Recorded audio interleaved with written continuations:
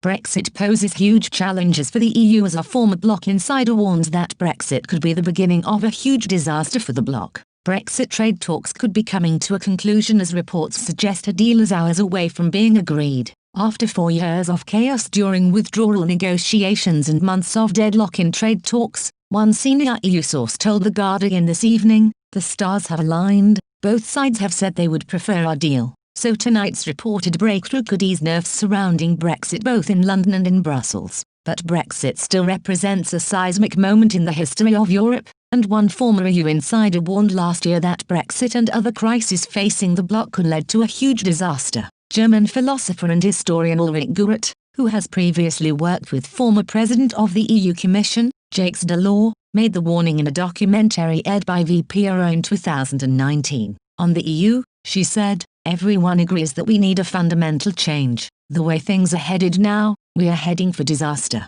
Brexit is only the beginning. It won't be a walk in the park. We can clearly see what will happen. Since Brexit, every day the pound has been dropping every day. More and more Britons are leaving the continent, and yet Theresa May keeps saying we will do Brexit and it will be a success." Professor Gurut highlighted the potential surge in Euroscepticism that could take the EU by storm in a chain reaction started by Brexit. She added, "It's a chain reaction. Brexit instigated Trump, which instigated the Austrians, who may instigate Marine Le Pen in France, who may instigate the AfD in Germany. That could happen. For now, Euroscepticism in the EU remains relatively low despite the UK's departure." A Euronews commissioned poll found that 45% of respondents were in favour of Italy leaving the EU if Brexit is successful. France was next at 38%, followed by Spain at 37% and Germany at 30%. Meanwhile, at the summer launch of the Italexit political party, Gianluigi Perrogone promised to free Italy from the cage of the European Union and the single currency.